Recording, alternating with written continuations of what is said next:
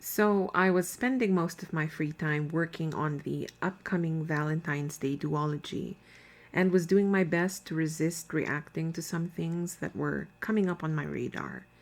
Because the next two videos are taking up a lot of time and I'd prefer to concentrate my energies on those. However, I got sent a number of videos from this one creator on TikTok, not because the senders wanted me to react to it per se, but because these people wanted to know if I thought the videos were staged. The creator is Shelby Wolfong, and as far as I know, she's on TikTok, but her videos find their way to YouTube, Twitter, and other social media sites. The one that's gone the most viral is the one titled Failed Attempt, which I'll be playing for you shortly because it's what set off this whole "is it staged" discussion that brought it to my attention. In it, Shelby asks her boyfriend to peel an orange for her. She's participating in this trend where people test their partners by asking them to peel an orange for them. This orange peel theory supposedly demonstrates whether their partner loves them, illustrates the nature of their relationship, etc., etc.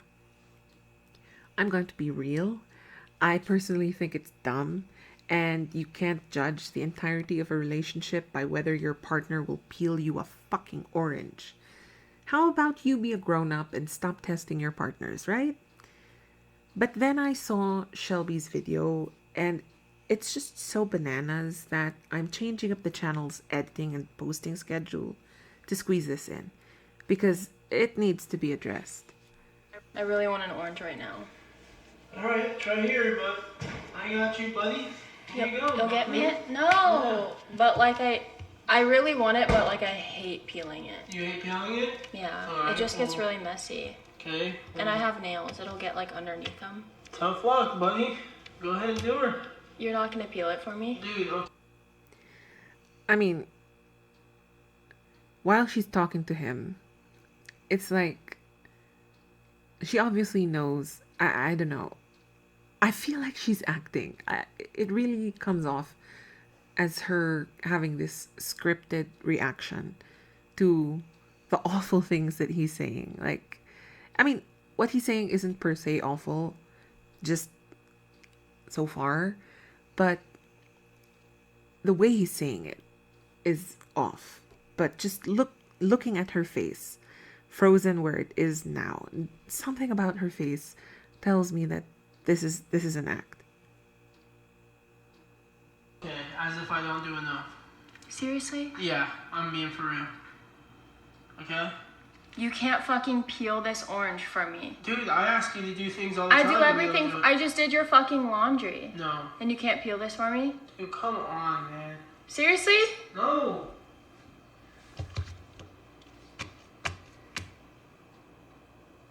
Figure your life out, dude. It's not all about what your man can do for you. It's about what you can do for yourself, right? No, but like a good boyfriend would peel this for me. Right. Or like do something for me that I'm perfectly capable of.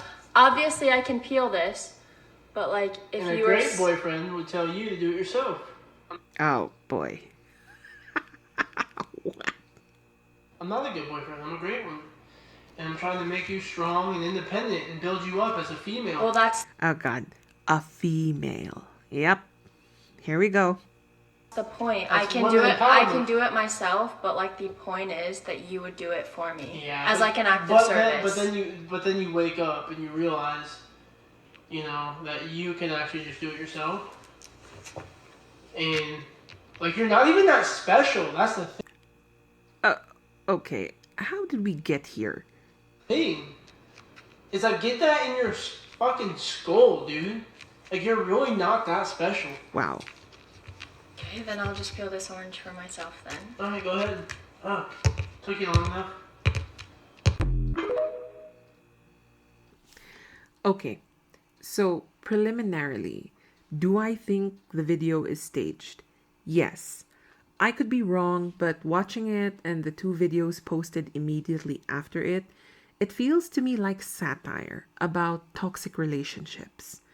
On one hand, you have Shelby, to my eyes, acting out the part of this cutesy, childish, oh, you need to take care of me and earn more money type of person. And on the other hand, you have her boyfriend playing into the part of an unbelievable asshole who says things like, I'm trying to make you a strong, independent female, and you're not that special, while he makes her do his housework and pay his bills. Like, what in the actual cinnamon toast fuck? They're posting these videos for the rage clicks. That's the only way for me to understand the existence of these videos rationally. That being said, even if these videos are staged and the relationship isn't really like that, they're posting these videos to make fun of something, right? That sort of thing has to exist out in the world for them to make fun of it, right?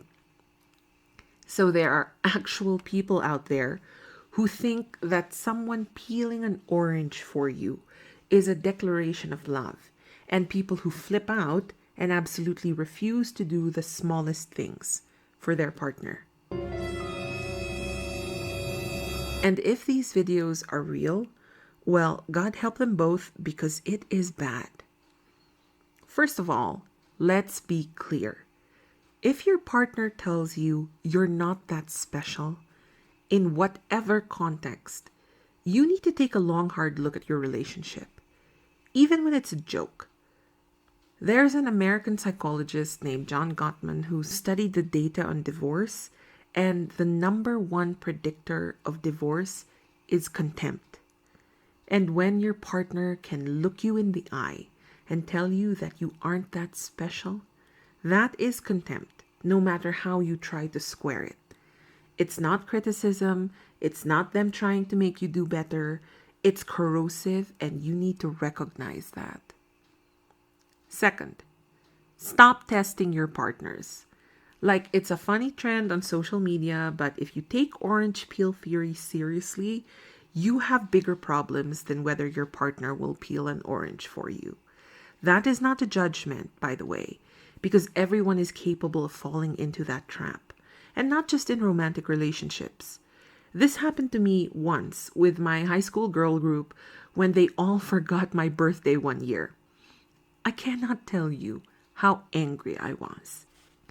But because my mother, a mental health professional, always told me that anger is a secondary emotion, I took the time to process what was going on, and what I was really upset and worried about was the fear that our friendships had atrophied because we were thousands of miles apart. I was still upset, and I think we can all agree that being upset about that kind of thing is valid. But rather than cut them all off for being bad friends, I communicated that need for reassurance about our friendships. As it turns out, their reasons for forgetting didn't relate to the strength of our friendships, and we're all still close friends today. When you test your partners, you are weakening your relationships instead of working to make them stronger. I'm going to link to two articles by mental health professionals writing in Psychology Today. And the reason they're so interesting to me is that they're written 9 years apart, but still observing the same thing from their practices. The first article by Dr. Jerry Heisler is unambiguously titled, Testing Others Can Sabotage Your Relationships, and was published way back in 2011. He boils down testing to thinking that starts with, if you loved me then. And it's rooted in insecurity. The problem is, testing often doesn't resolve that insecurity. Many people flunk when they don't know they're being tested, and the end result is two people being hurt and frustrated.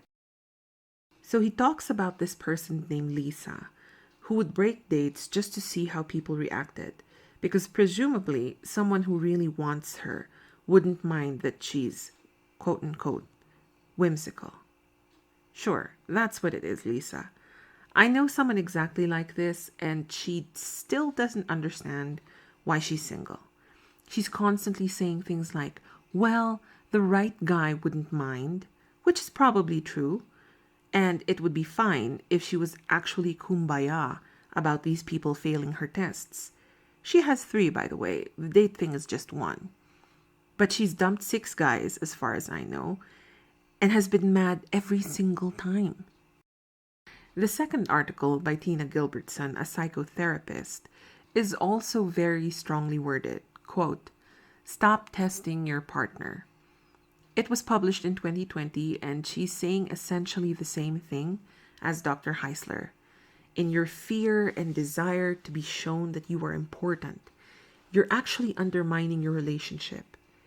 She references a really good example from her practice, this happy couple made up of Sonia and Martin.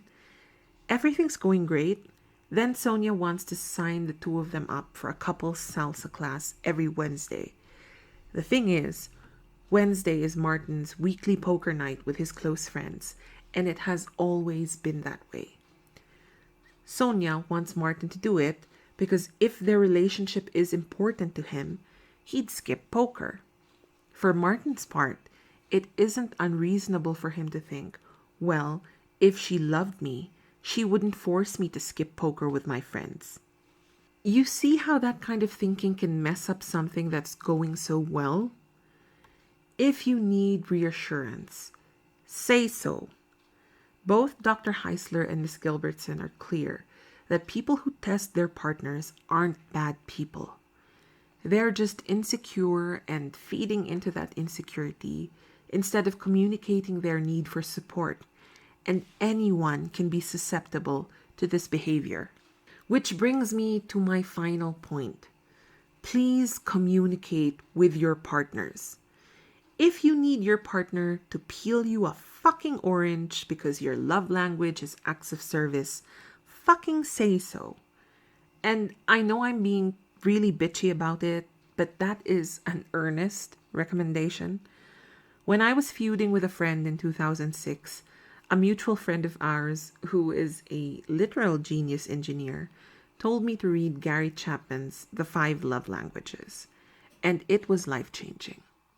You should totally read it, but there's also a website that makes digesting the essentials really easy, which I've linked in the description. Considering how long this book's been around, most of you probably know about it, but for the newbies, here's the breakdown. There are 5 general ways that people like to receive and show love. In one of my very first videos, I joked about my love language being criticism, but the ones in the book are quality time, acts of service, words of affirmation, gifts, and physical touch. Now, the reason I listed them in that order is because that's how important each of those things are to me, meaning my primary love language is quality time. So I'm not a big hugger, but I am that friend who will commute 2.5 hours just to be able to sit with you for 45 minutes. And all my friends know that I expect the same. Also, I know the love languages were originally marketed towards romantic couples, but we can actually extrapolate the theory to all relationships, which is clear from the fact that there are subsequent editions for parents and single people. Now, as far as I know, the 5 love languages didn't have strong academic or research foundations when the book was first published, but I can't deny how helpful they have been in my own life. I made my siblings take the 5 love languages test on the website about a decade ago, and it helped us make amends with the brother we kept joking was the black sheep in our family. Now, my 2 other siblings and I, we all scored exactly the same, like exactly the same. Even numerically, we were exactly the same. Quality time and acts of service were really high up. Physical touch, really just a step up from 0. We are not huggers, apparently. In fact, I can clearly remember one time each of us has shoved at that one brother whenever he would try to hug or kiss us. When they took the test, we realized that for him, Physical touch was way up there, followed by gifts, then words of affirmation, and acts of service and quality time were way down in his score chart. So, all these years growing up, he'd been trying to show us love by hugging, kissing, and we were all mad at him for never showing up on time, blowing off chances to hang out, and mostly not doing things we asked him to do. Meanwhile, what was in his mind was the fact that we would barely hug him or literally not even pat him on the back. But he didn't see the fact that we were always there, getting him out of trouble with police, cleaning his house, running his errands, and so on. Ever since we all identified our love languages, we've gotten so much better at showing up for each other in the way that counts for each of us.